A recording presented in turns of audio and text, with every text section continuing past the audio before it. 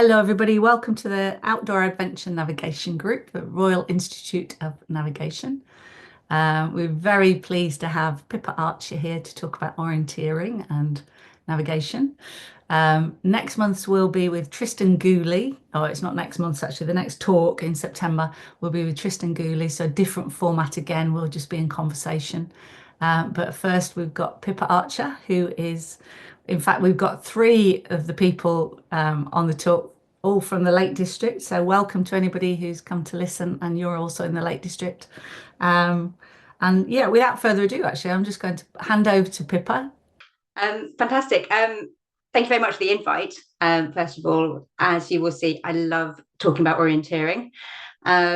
I can see from the list of attendees, we have some names that I recognise. So there are some orienteers on here, but I suspect also some non-orienteers. So hopefully I'll sort of cater for both parties and give you a little bit of an insight first into what orienteering is, and then for those of you that are orienteers, maybe some interesting tips for going out there and getting unlost.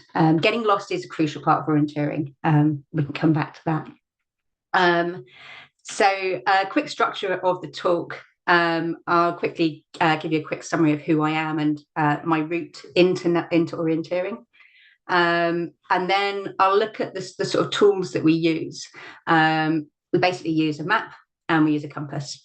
It's pretty back to basics.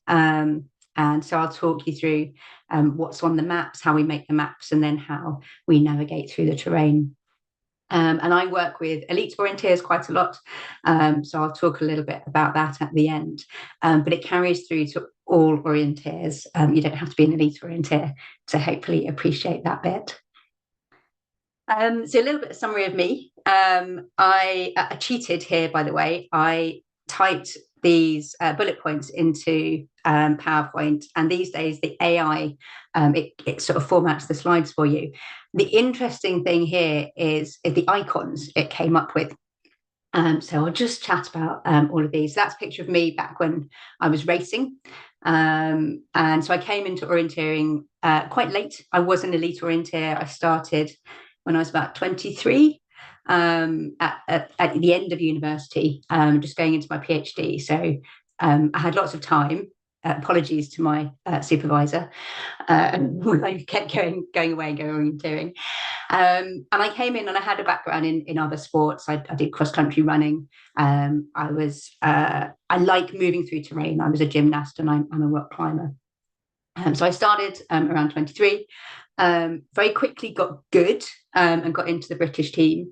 For the first couple of years, I got lost really, really quickly because I was a very fast runner, but had no idea how to navigate efficiently.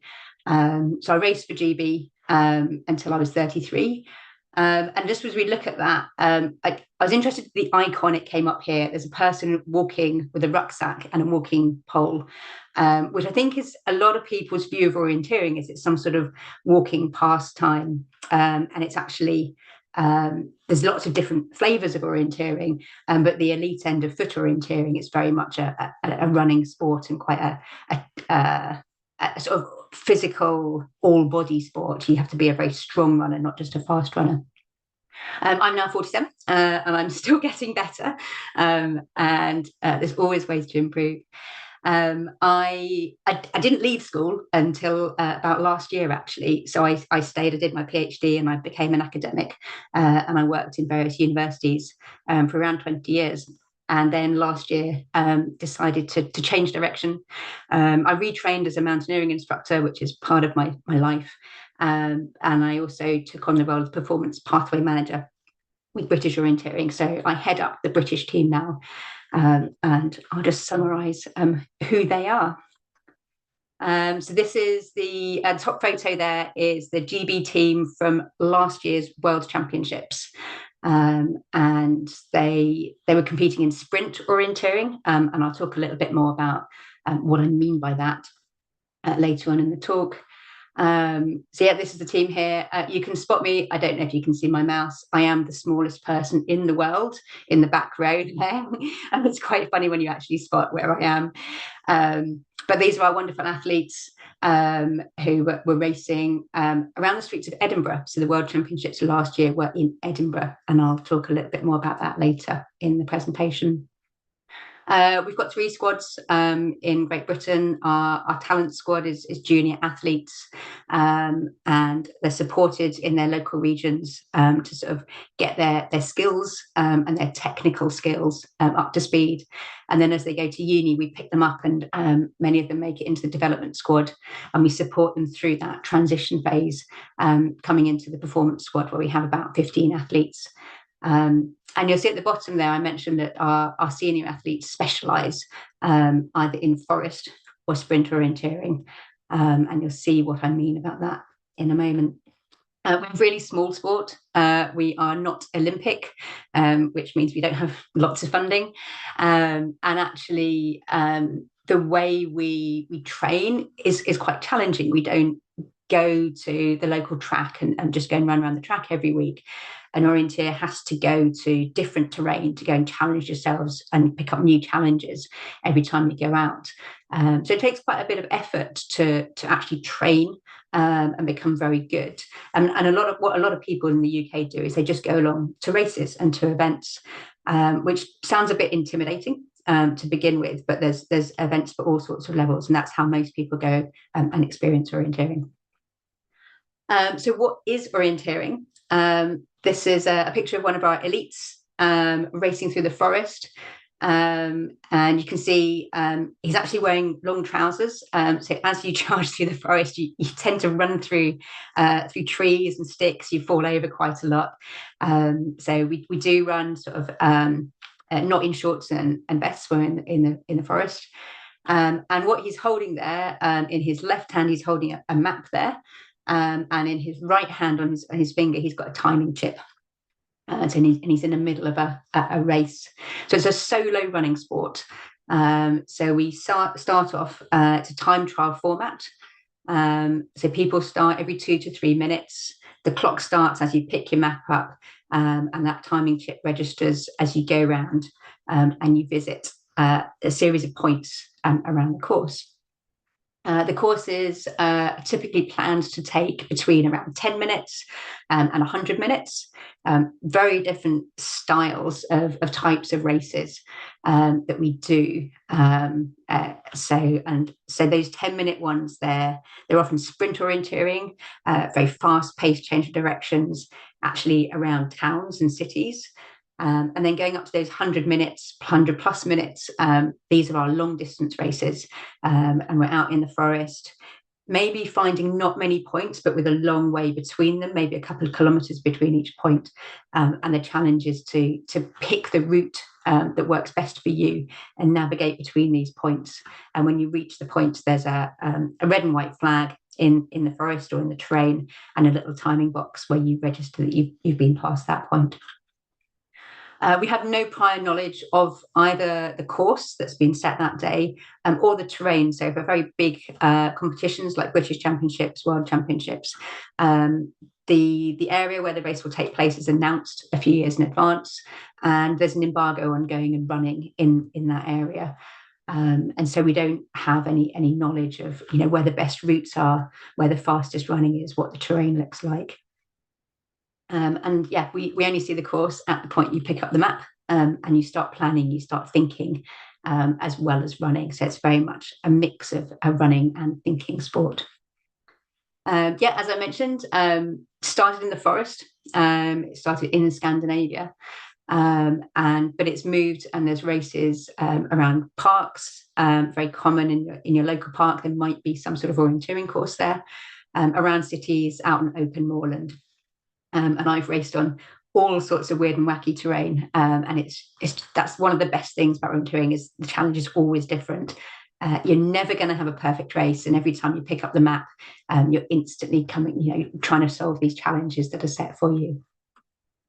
We use purpose-drawn maps. So these are drawn I typically between a 1 to 5,000 and 1 to 15,000 scale.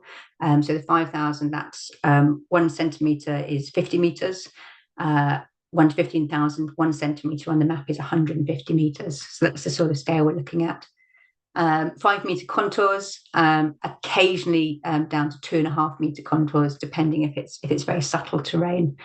And these are very much purpose drawn, and I'll show you lots of examples of maps later in the talk, and you can see the sort of information that's included on there. And then the courses, they're different lengths, different levels of difficulty. So at the elite end, they will be the most challenging possible to try and split those fast runners up. If we took all the top 20 elites in the world and put them in a running race, they'd come in pretty similarly. They're incredibly fit. People are racing at national level. We have national GB cross-country runners, GB mountain runners, GB fell runners, crossover, and also orienteers.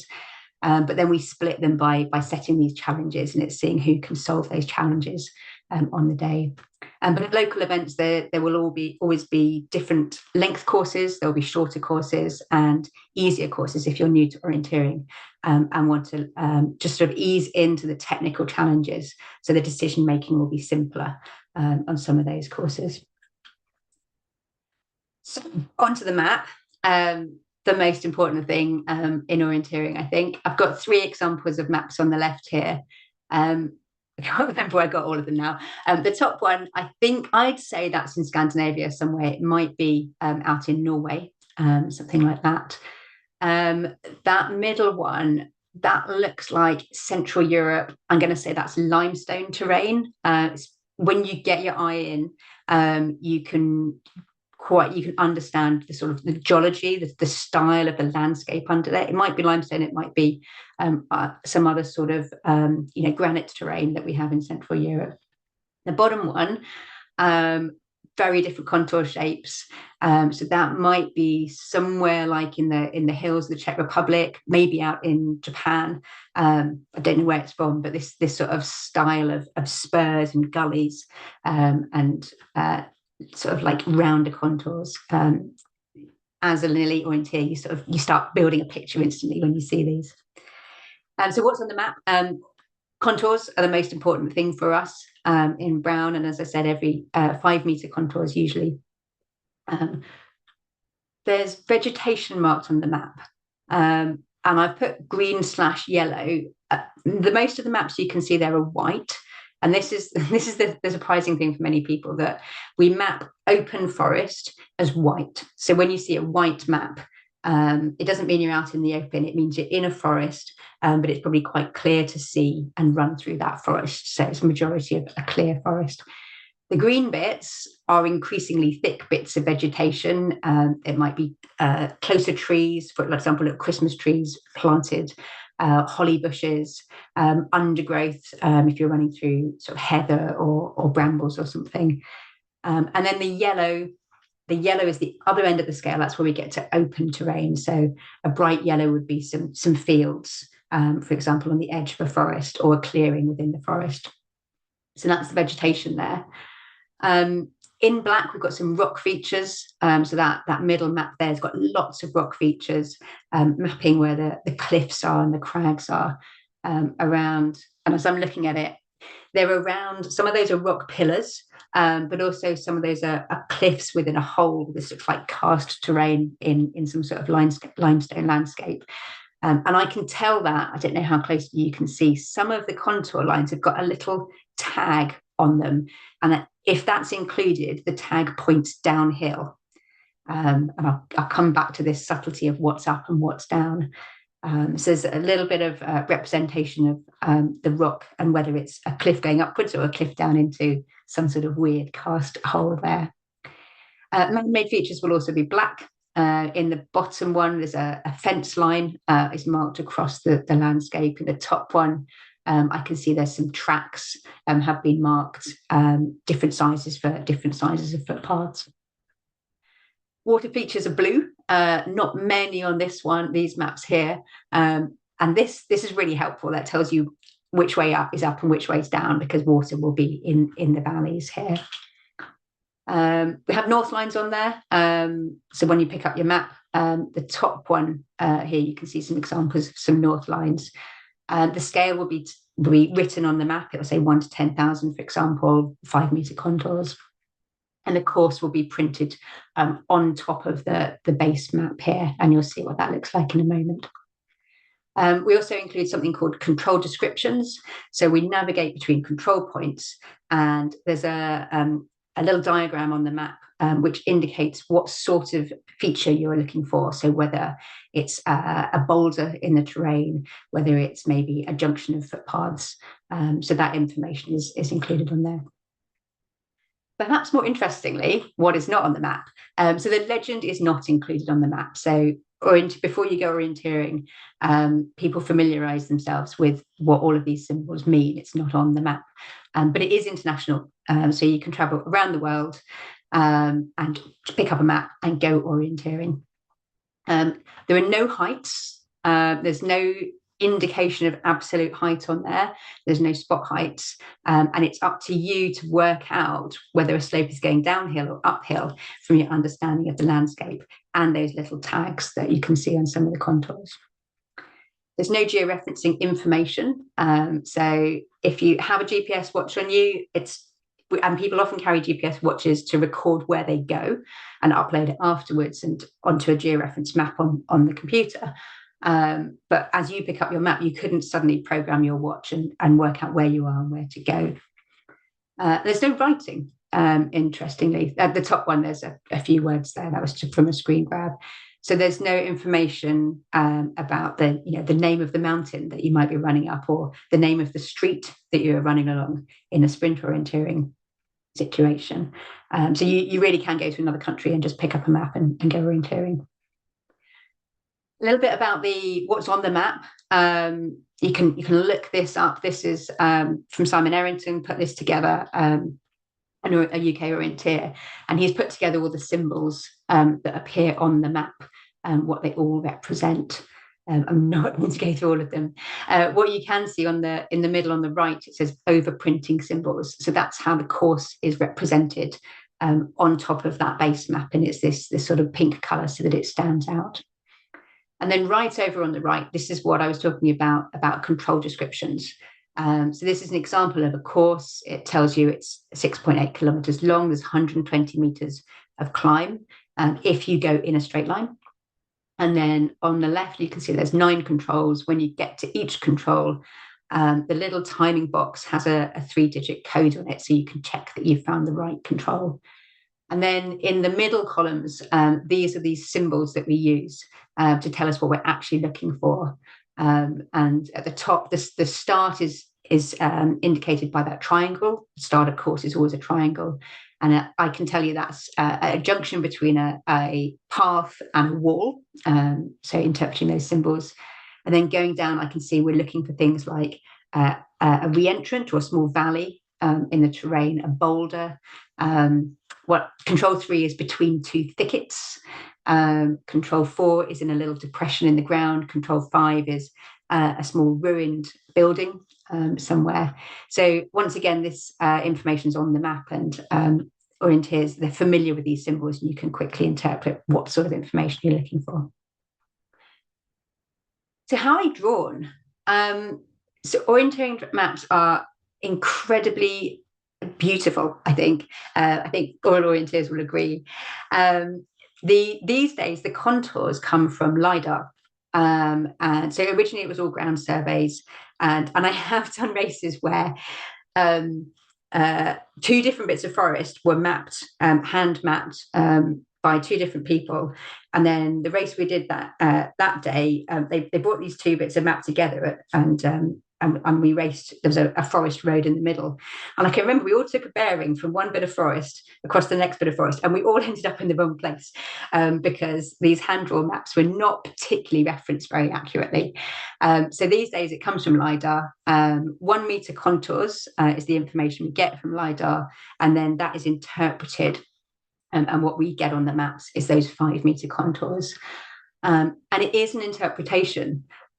Sometimes there might be a really clear feature in the terrain, for example, a small spur or a little hollow in the hillside that wouldn't be represented if we strictly picked 5 meter contour lines in the way that Ordnance Survey maps do. So an orienteering mapper will subtly bend the contour lines to make sure that those features that stand out are represented in the terrain. Or they may add a form line contour line, which is a dashed brown line. You can see in the lower left one, some of those brown contour lines are dashes. So that's an extra contour line that represents something that's particularly visible in the landscape. And then just lots of ground surveying and updates for things like new tracks that might appear in the forest or changes to the vegetation if there's forestry work. But yeah, hours and hours of work going into drawing these maps in really, really different styles. And as an orienteer, I can look at those 5 maps and I can pretty much tell you which country they're in and the style of terrain that you'll see, and they're all completely different. That's the maps. So how do we navigate? So the tools, as I mentioned, is just map and compass. People do carry GPS watches to try and untangle where they got to afterwards. Sometimes you only work it out when you upload your track afterwards because you get a little bit lost and have to recover. But yeah, we carry these maps and orienteers often use a thumb compass. You can see this picture of Tova Alexanderson here, reigning world champion, one of the best orienteers in the world. She's got a compass on her thumb and she's holding the map in that same hand. And so every time she picks the map up to look at it, the compass is right on top there. And you can see the image on the right there. What we do is we place the compass along the route that we want to run. And then as we place ourselves in the terrain, we rotate our bodies until the north line is lined up. Sorry, the north arrow on the compass is lined up with the north lines on the map. And then we know we're facing the right way. Off we go. So we do take bearings, but we do it very quickly on the fly and very subtly adjusting how we hold the map and our position in the terrain to make sure that we're facing the right way. I do sometimes use the bezel to take a bearing, but not very commonly. So I use the compass to get myself facing the right way. And then I'm looking at the map and I'm building a picture to check that I'm then proceeding through the terrain. We fold the maps up. So your people, it's quite a skill to unfold the map, fold it again. So the bit you're navigating at the moment is right there underneath your thumb compass. Between the control points, first thing you do is pick a route and work out what's best for you. Some people are fast runners and they might go out to the track and take a longer route around to get to the next control point. If you're a bit of a slower runner, but you know you're really good, just sort of like heading up a hill through thick heather and you can do that faster than running around the track, you may plan to go a little bit straighter. So whatever's best for you is very important. And I plan each control, the route for each control backwards. So what I'm doing is I'm looking at where I've got to get to, and then I think, what's the safest way to approach that control point? And having identified that, I get to something which we call an attack point. So the last big feature before the control. And then I think, right, how am I going to get to that attack point? And it's a case of then looking at the big picture, routes through the terrain to get to that. And I work it backwards to try and build up the route. That's when I'm being a well-behaved orienteer. Sometimes I don't. I just pick up my map and I plan forwards, and I get halfway through the leg and realise I'm about to run into a cliff or something, or there's a lake in the way. And actually making the decision to go round those a little bit earlier would have been better. So I talked about a picture. So we go map to ground. So what I do is I pick the map up. I use my understanding of the information on the map and my experience in the different types of landscape, and I make a picture of what I'm expecting to see. And as I run, then that sort of comes to pass. The opposite, ground to map, that's when you're lost. That's when you're looking at the ground and thinking, where am I on the map? So if you flipped into going ground to map, you're probably lost and you're trying to relocate. It's a difficult skill. It's very easy to try to make things fit. So trying to have a preemptive idea of what's coming up is really important. And then as you move through the terrain, I'm ticking features off. I'm maybe following some linear features, finding that attack point, and I'm judging how far I've gone and how high I am. But what I don't do is pacing. I've occasionally used it if I'm going into a flat bit of forest and I know that I've got to go a particular distance. And then if I haven't hit the control, I need to stop and work out what's going on. But otherwise, usually I'm just ticking features off, and I'm not particularly taking a hard judgment on my distance or my height. Making mistakes. Everyone makes mistakes. It's really important to know that.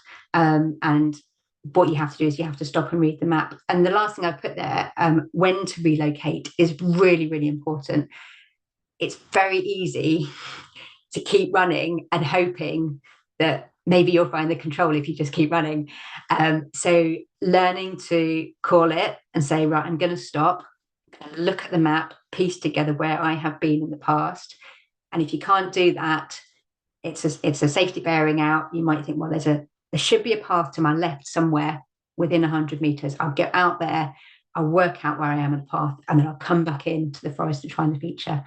The biggest mistake that orienteers do is not listening to the alarm bells and stopping, and then not proactively doing a full relocation exercise.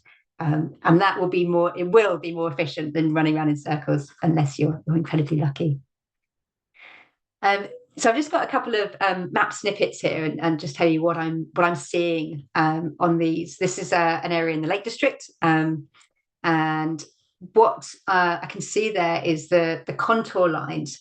They're very wiggly, they're very smooth, they're very self-similar. So that slope on the left side of the map, if you are halfway down that slope, it's actually quite difficult to work out where you are from precise features. There's little lumps and bumps in the terrain. There's patches of open yellow area, so clearings, little bits of marshes. So that's a really dangerous sort of area. The vegetation, there's bits of green, bits of white, bits of yellow, but they're not distinct. So there's a particular symbol which is used to tell you when you go from a clear bit of very, very thick forest to very clear forest, and some dashed lines will be dots will be included. But this is very subtle in here. I also know from this area that not all of the rock information is mapped. So there's some cliffs, there's some boulders, but they have to be a certain height to appear on the map, and that's your own personal sort of building of your understanding of how that particular mapper has mapped the area. And there's some ruined walls in there. These are the linear features. And I know because I've been in there and I've made the mistake. I've run straight over a ruined wall, just thought it was a pile of rocks, and I wasn't looking out for them. So in this sort of area, having your compass to hand the whole time, facing the right way, and a picture of what's coming up is crucial. Very different challenge here. So that was a forest in the Lake District. This is some sand dunes up near Inverness in Scotland. And again, it's forested. We've got that white colour, which tells me there's trees on the left side of the map. The green colour tells me there's thicker trees on the right side of the map. And this is quite interesting landforms. Anyone who's sort of interested in sort of geographical landforms or geology, you'd quickly spot that these were sand dunes. We have these sort of linear lines of features as the dunes have been built up, sort of self-similar features. Different to the previous map, which was all on a bit of a slope, sand dunes are typically linear patterns on top of flat terrain. And so we navigate a little bit differently. What I've got at the bottom there is make a macro plan. I picture the big sand dunes, which ones I'm going to run around, and then I choose when I'm going to go off the track or off the flat area into that complex area, and have a really clear picture of what feature I'm looking for. And I'll be really looking closely right at the middle of the circle. So each of those circles, there's a lot of information. The control will be right in the middle. And it's really important to check that you've got the right picture of what you're looking for, and have some speed control here. I've talked about negative topography there. So there's some depressions in the landscape, as well as hills. That's very common in sand dune terrain. And because it's extreme but subtle at the same time. So these are 2.5 meter contours. So you have to get your head into what's going on here. Really fun terrain. The last of these three that I just put up is the fact that we also race on open moorland. Sometimes this is an area again in the Lake District. We now have good visibility. You can often see quite a long way as you're running across the hills, and that is an absolute trap because you look up and you identify a hill and you think, oh, that's the one I'm going for, and there's lots of other little hills that are hidden. And if we were in a forest where your visibility is closed down a little bit, you'd be more careful and work your way through the terrain. It's very easy to get a bit carried away in open moorland like this, and everything looks the same, all these little lumps and bumps with heather on them. So some different challenges. There might be a bit more undergrowth. We may be going through some marshes, so a little bit heavier terrain. The heather, the bracken is nearly coming up. It's not quite up yet. It's a night brown summer. But everything looks the same here. And I've talked about lines in the terrains, especially on open moorland in the UK. We often, it might be grazed. There might be little footpaths that the sheep have used to get around the hillside. And it's really tempting to use them. But you have to keep an eye on that you're not just being led off on a little bit of a sheep track, and actually you should have turned left and gone over one lump, and your control is just down on the side. So we look for lines through the terrain in this sort of landscape, and then use them to try and get ourselves to an attack point. So you make this big route choice, you get to an attack point, you keep contact, and then you do the fine navigation at the end coming into the control. So some lovely challenges there. The other end of the scale, as I mentioned before, is we race in urban terrain. We call it sprint orienteering typically. There's a whole different set of map symbols, or additional map symbols actually, that are used to represent things like buildings, underpasses. So if you'd imagine a big motorway, like a road junction in the middle of a city, it may have been landscaped really nicely and have footpaths and cycle paths across this road junction, and so we represent that sort of complex information. There might be steps in there as well that need to be shown at a bigger scale to get all of that information in, and typically shorter races. And although it says sprint on the tin, you do not need to be a fast runner, because these are really complex, fast-paced decision-making exercises. So we had as mentioned, we had World Championships last year in Edinburgh. So the World Championships alternate between sprint orienteering and forest orienteering. It was sprint orienteering last year. And this is a snippet from the qualifier of the individual sprint. What you can start to see here is this maze-like structure, sort of pattern that you have to get through. The grey things are buildings. The pale brown are roads and footpaths. And then in between you have this bright yellow, that's grass. And then this sort of, we call it olive green colour. These are out of bounds areas. So these might be private gardens that you can't access, but they obviously take up land space on the map. In the grey, we've got the darker grey and the paler grey. The paler grey are these underpass areas. So it shows you where there's a passageway in between buildings that you can go through. And then those thick black lines are often fences that we can't cross. So really complex decision making. You're definitely not taking a bearing and going in a straight line here. And you may have to weave around quite a lot to get between the different points. So there were 3 disciplines in the World Champs last year: an individual sprint, a sprint relay, and a knockout sprint. What I'm just going to quickly do is jump out of here and show you a replay from one of those races at the World Championships last year. So let me see if I can do this. Bear with me. So this was the final of the knockout sprint last year. 6 women racing head to head. So it's usually individual racing and just a time trial format. Knockout sprints just for the elites. It is totally mad. A really complex course here, not very long. And I'll just set the 6 girls off and you can see what happens through the course of this race. So there's a run out that they have to take, and now they're making choices. And because it's head to head, a lot of people go the same way. But if you're going to win this race, sometimes you have to be really bold and make a different decision. And what you'll see in a minute, there we've got a little bit of decision-making change, didn't quite get away. And then we've got one of our runners, you might be able to see, there we go. Actually, the British runner, she made a decision to go for it, a different route choice. And she actually got ahead of the rest of the pack at that point.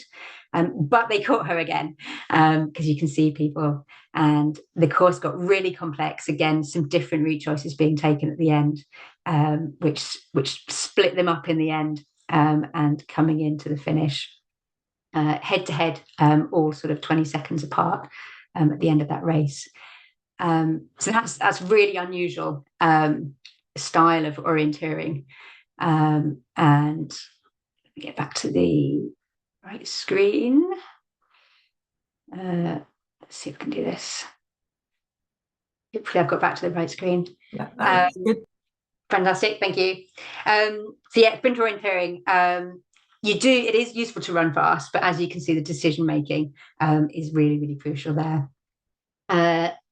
So next year, so it's Forest World Champs this year. Next year, it's a Sprint World Champs again, and it's down in Genoa in Italy. Completely different challenge. So this is a map not of where the World Champs will be, but from a race from about 10 years ago, of one of these sort of towns that you get on a little hill in Italy, with lots of little steps and alleyways. Definitely not a grid structure or anything like that. And this is what some of our athletes are training for next year. This twisting and turning and quick decision making. Absolutely amazing fun. But you have to be careful with your speed. You run too fast, you get lost. So how are they preparing? I'll just chat about the elites for sort of 5 minutes at the end of this. So what they do is they look at maps in advance, and they look at old maps, old races, and see what happened and what the best routes were. So what you can see here on the left is a map from a World Cup race in Finland last year in a forest, and on the right it's from the World Champions in Edinburgh last year. And what is shown on there are the tracks, the GPS tracks of about 30 to 40 different runners, with green representing the fastest, the darkest green, and then through to the darkest red is the slowest route. So sometimes they're slow because the runners are slower. Sometimes it's because they got really lost. In these tracks, people didn't get too lost. But you can start to get a sense of, oh, actually, okay, in the forest one, that green route along the bottom there's a forest road there. So people made the decision to just get out of the forest, onto the road, run around the road, and then come back into the control at the end, which turned out to be faster than those ones who went straight through the terrain and ran on the compass and picking off the features. So people do a lot of planning and thinking about what works for them as well in these sort of things. The shortest route is not necessarily the best. This snippet is from, the World Champs in Edinburgh. It's very complex. Unless you're an orienteer, your head may have exploded at this point. But there are two controls. It's going between the control towards the bottom of the map and in the sort of centre right of the map. And the course planner set a really difficult decision here, because they put artificial barriers in the terrain, so forced you to have to sort of work the maze out. There's actually 3 routes shown on here, really similar absolute distances, but the people who did best are the ones who just found a route and executed it smoothly. So it doesn't necessarily have to be the shortest route, but if you can execute it really well, that's good.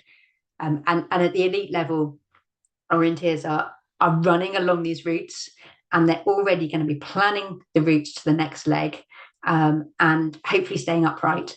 You're sort of navigating steps. When you're in the forest, there's trees to jump over, all sorts of things. So you have to be very agile, as well as constantly working the brain. So just the last couple of things about elite orienteers. And you can see this is sort of classic Scandinavian terrain. This is Ralph, one of our GB squads running through here. There's obviously the technical skills of using the compass and navigating through the terrain, and the physical skills of being able to run in it. And I'm just going to quickly talk about the last two, which are often the make or break parts to an elite orienteer. Similar to many walks of life, the things that are important mental skills are setting appropriate goals, so that you actually feel like you're achieving something, and focusing on the process rather than the outcome. It's very easy to think, how are my competitors doing? I just made a small mistake. Maybe I'm not going to win today. To keep focusing on the process is crucial, and being very having self-confidence and awareness of how you are emotionally dealing with a race, so that you can get back into that focus and make the decisions. Particular to orienteering, I talk about orienteers as people who are very good at dealing with being told you are wrong repeatedly, because as you navigate, you run through the forest, you're not going to perfectly navigate to the control kite every single time. There's a picture of the kite here next to Holly Orr. And so you have to deal with the fact that you've gone slightly wrong. You haven't quite executed the route correctly, and as you have to be able to deal with that. And it's elite orienteers are often high achieving people, and so dealing with that sort of repeated sort of like slight failure is really important. And the other big thing is managing distractions. So although we start off in a time trial format, so every couple of minutes, you will see people out there, people catch you, you catch other people. And it is the most distracting thing, especially if it's one of your biggest rivals. So identifying what's going to happen to you during a race and managing that is really, really important. And I actually coach quite a few non-elites, and they can all read a map fine, they can all take a bearing and run through the terrain. But it's dealing with that mental side of not rushing and just going back to the process, which is absolutely crucial. Last quick slide here. Really important is also your support network around elite orienteers. I've just put a star next to two of those. A lot of our squad live in Scandinavia. That's where the sport grew up. The club structure there is very different. You have very large clubs, lots of training sessions. So where you live, if you're going to become an elite orienteer, you do invest your life into it. That lifestyle decision is not taken lightly. Our athletes are not paid; they do it for love. And then working with sports psychologists, which I did in my career, and it absolutely changed how well I did in my races, to be able to manage that side of it. I'm going to finish with one more quick little bit of GPS tracking.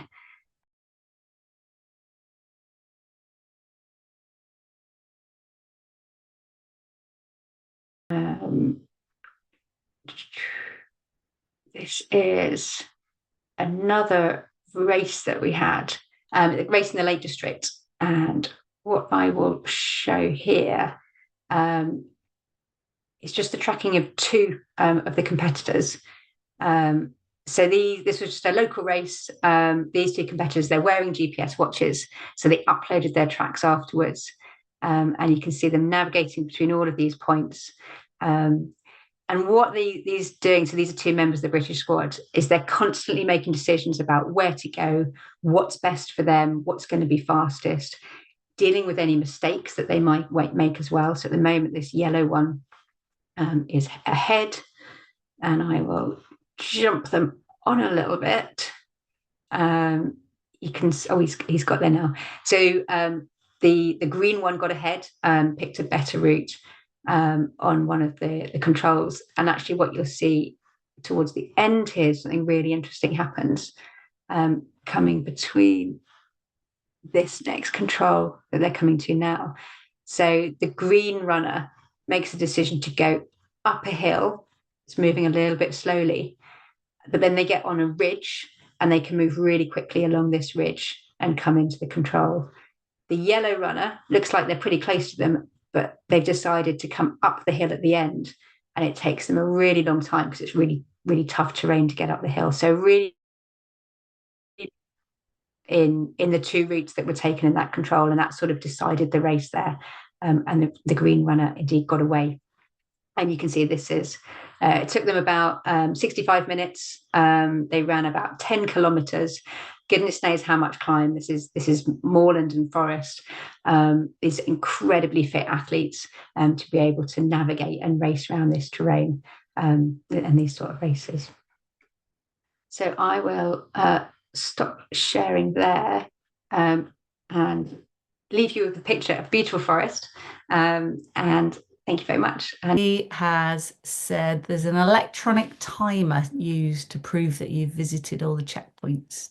Did you tell us a bit about that, Pippa? yeah, absolutely. I think you can see my screen.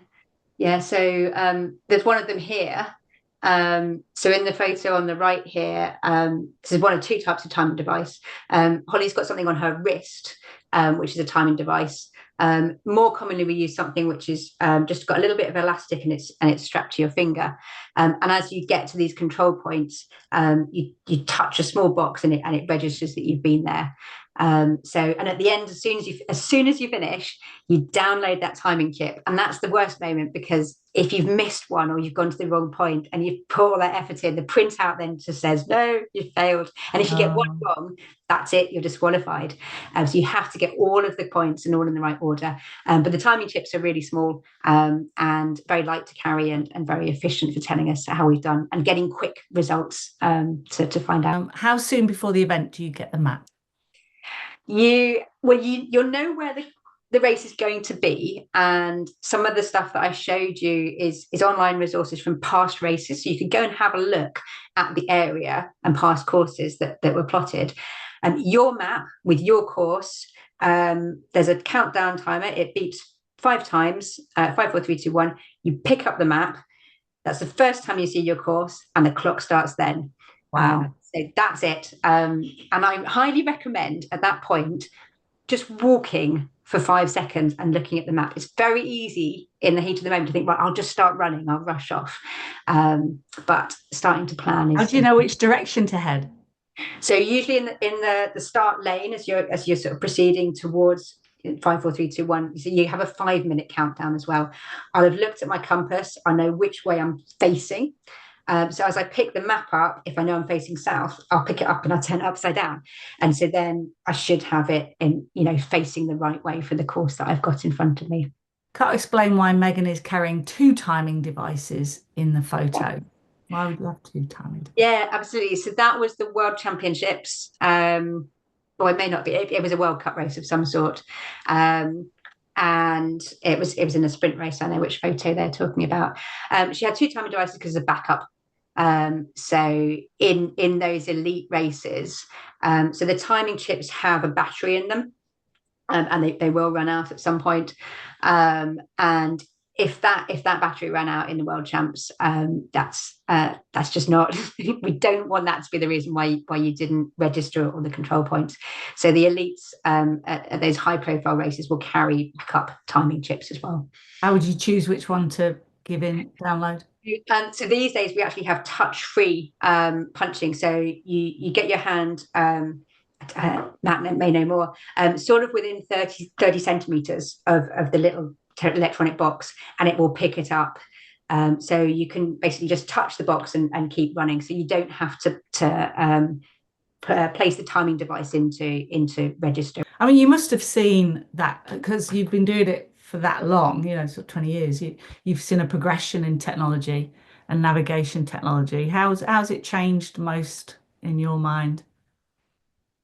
Basics haven't changed. So the timing devices, they're a little bit smaller, they're more reliable. We have the touch free, but the basics of picking up a map and using your compass, it's all exactly the same. I think it's become really interesting to watch because we often have live transmission of GPS tracking.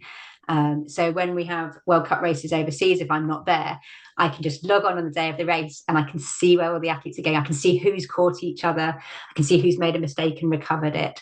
So that's definitely changed, that sort of instant feedback. And in the in those big races as well, we often have people running through the forest with head cameras or with drones. So we do live TV production of the biggest races, which is a real sort of interesting challenge to put together, and we get instant pictures of where the orienteers are and how they're navigating. So that's how you say the drone, is that the one that follows you? That is, yeah. So hopefully I've piloted by. heard of them. I can't even imagine how that works. I Yeah, love the idea of it. there was a race a couple of years ago where they had some amazing drone footage, but you get to see what the elites are actually doing and how fast they're moving, how frequently they're looking at the map, the fact that they do stand still and then are running again. So seeing that process is really useful for then our younger athletes to understand, what they're aiming for. Nice. I Brilliant. think technology-wise, the mapping side that Pippa mentioned earlier as well. So moving from manual observations through to photogrammetric plots in the 80s and 90s probably to LiDAR now. That enables that the playbacks that Pippa was showing, so from an elite orienteer and even an amateur orienteer's analysis point of view, that's possible because the maps are geo-referenced. So where your watch tells you went actually matches the map when you upload it later. So who actually makes the maps? Yeah, well, a variety of people. So one thing Pippa said was that these elite orienteers aren't paid to be elite orienteers. Some might have some personal sponsorship, but a lot of them are professional orienteers in that they do mapping and coaching. With so much to think about, what advice would you give on how to maintain concentration throughout a race? Mm-hmm. Good question, Kath. Very good question. Before my first World Champs, I thought about all the things that might distract me, and I wrote them down. It's a ridiculously long list. But then for each one, I wrote down, what am I going to do if that happens? So I'd thought about it in advance. So one of the things with that particular race, I thought, what happens? It was a sprint race, and I ran through the arena. You had a spectator control and then a last leap to the end. And I thought, what happens if the commentator announces my name? It's really distracting. And so I thought, if I do that, I'm just going to look at the control descriptions and check what's the next feature that I'm going to go to. Is it a thicket? Is it a wall junction? So that was something I did in advance. Something I very commonly do these days, and I slightly failed to do last week in my race. I often think, oh, this is going quite well, which is the most dangerous thing for an orienteer to think. And as soon as that pops into my head, what I do is so I'm distracted from the navigation. I'm thinking about the outcome. I give myself 3 seconds to think about that. I notice it. I say, okay, it is going well. And I count to 3. And then I say, right, back into it. What's the next thing that's going to happen? So it's all about recognizing when those thoughts come in, not just blocking them straight away, but having a tactic to acknowledge them, and then be strict with yourself and go back. Maybe stop, 2 hands on the map, check your compass, what's going to happen next. It's the hardest thing to do, Kat. In your opinion, where is the most enjoyable place in the UK to orienteer, and why? Enjoyable. Well, let's pretend I'm still fast and quite fit. It's probably forested sand dunes. They up on the north coast of Scotland. It's often pine forest. The pine trees are dark enough to shut out the light so you don't get undergrowth. The floor is just a beautiful carpet of spongy pine, and there's contours going all over the place and you can see them and run through them. So assuming I can still run fast, it would be some of the forested sand dunes up in Scotland.